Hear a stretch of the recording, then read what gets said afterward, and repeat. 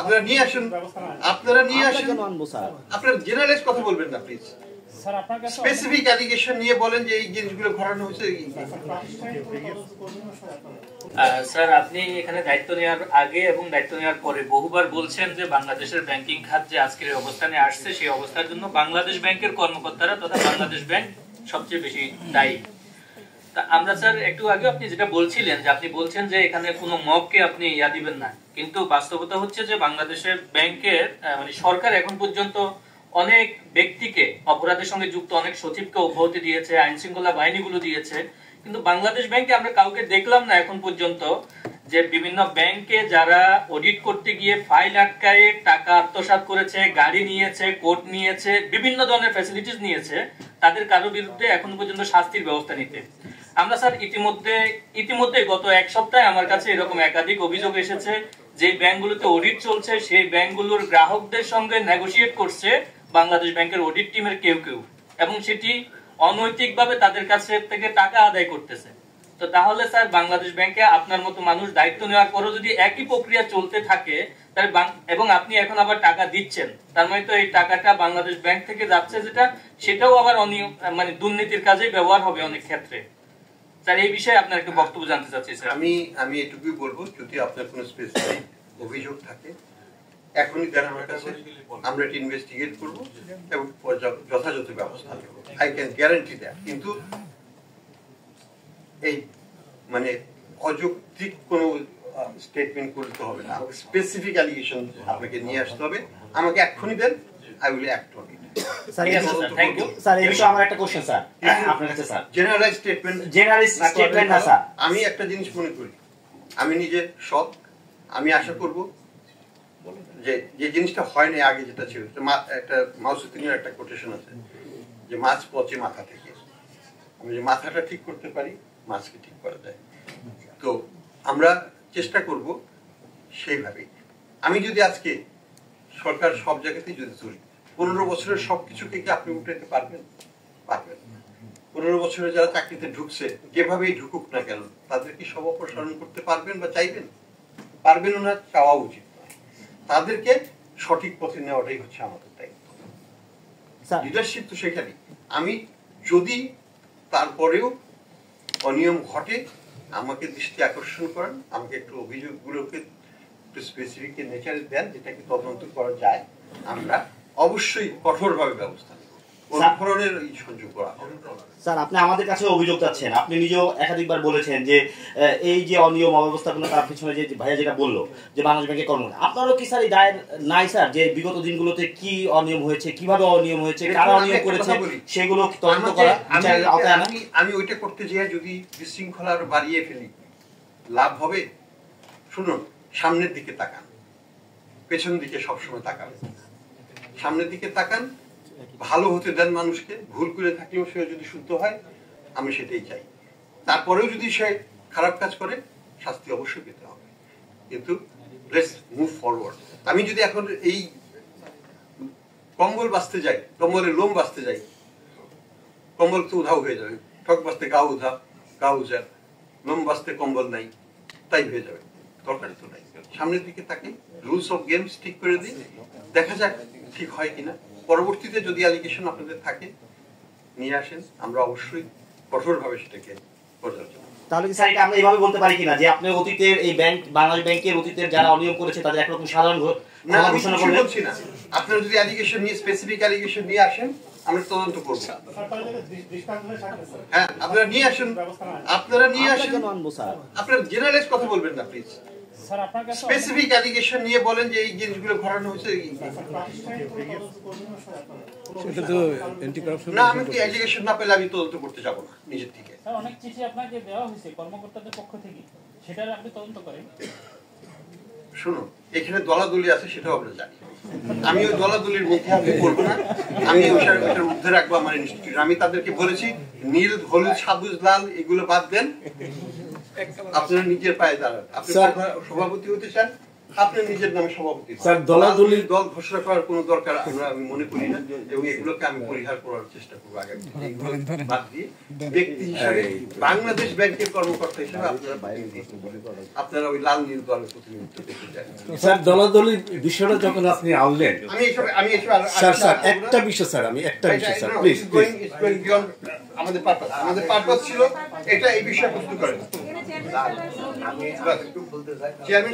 Sir আমাকে একটু বলতে দেন স্যার, আমাকে বলতে দেন। এখন যেহেতু ব্যাংক খাত সংস্কার চলছে স্যার, সিবিআর বিষয়টা আমি বলছি যে রাষ্ট্রায়ত্ত ব্যাংকগুলোতে অতীতে সিবিআর যা করেছে, মানে যা করেছে তারা, এখনো সে যখন একটা মানে পরিবর্তন আসলো আরেকটা গ্রুপ কিন্তু চলে আসতেছে স্যার।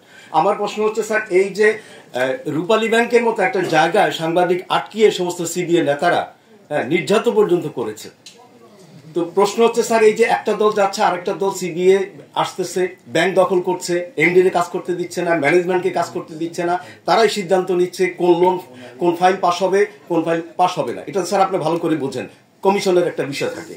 তো প্রশ্ন হচ্ছে স্যার, এই যে ব্যাংক খাত সংস্কার হচ্ছে, এই সংস্কার মধ্যে কি স্যার এই যে সিবিআই বিষয়টাকে আপনারা মাথায় রাখবেন কিনা? Thank you.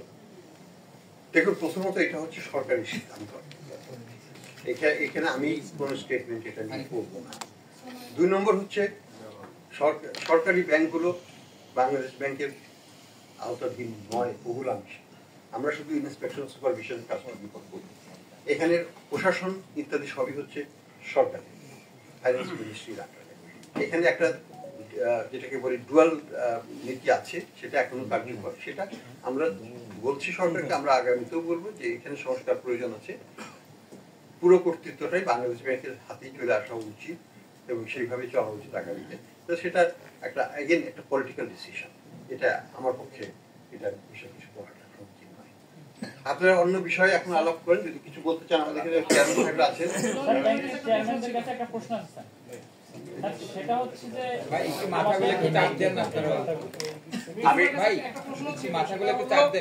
বাংলাদেশ ব্যাংক যে নিজের যে হাইপোর্ট মানি ইনজেক্ট করার যে নীতি থেকে সরে আসলো, এখানে আপনি একজন পাওয়ারফুল ব্যবসায়ী এবং ব্যবসায়ী নেতা এবং আপনি অনেক প্রভাবশালী, আপনার এখানে কোনো ইনফ্লুয়েন্স কাজ করেছে কিনা, নাকি এখানে নীতিগত কোনো সিদ্ধান্ত আসছে? এখানে এলান দিতে বলেন না। আসসালামু আলাইকুম। একটু মাথাটা হেলান দিতে বলেন না। এখানে অনেক বিজ্ঞ সাংবাদিক ভাই ও বোনেরা, আমি মনে হয় আমাদের গভর্নর মহোদয় যে কাজে আজকে কথা বলতে চেয়েছেন, আমরা একটু ওখান থেকে আপনারা একটু ডাইভার্সনে চলে গেছে। আমি 3টা প্রশ্নগুলো যেগুলো আপনাদের কথার মাধ্যমে যে কথাগুলো আসছে, প্রথম কথা হলো লাস্ট যে কোয়েশ্চেন, এটা উত্তর প্রথম দিন। এখানে কোনো ইনফ্লুয়েন্স দ্বারা কোনো কাজ হয়নি।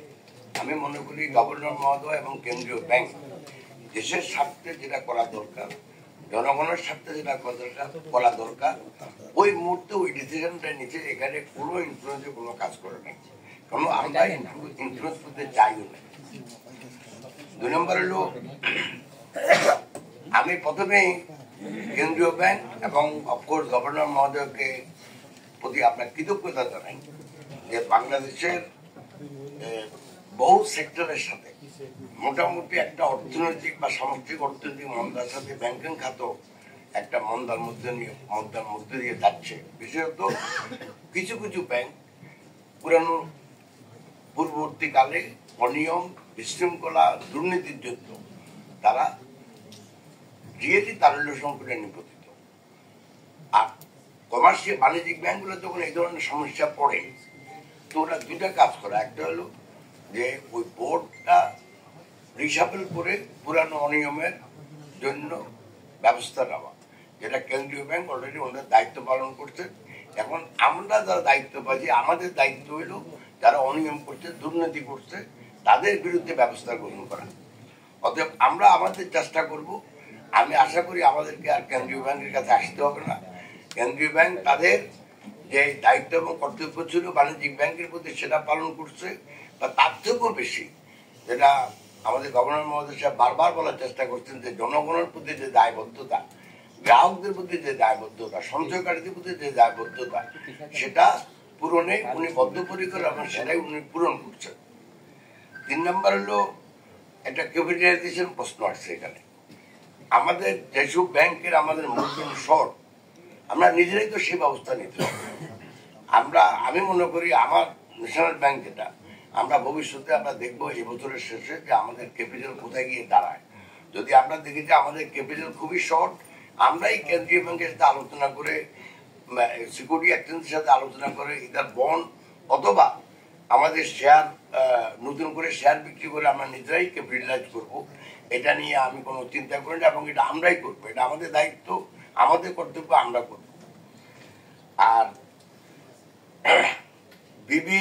বাংলাদেশ ব্যাংকের নিয়ে আগে যে যা হয়েছে এটা নিয়ে আমার বলার কোনো কিছু নেই। আপনারা বলছেন, আমার বলো, আমরা আজকে বেশি বলছি।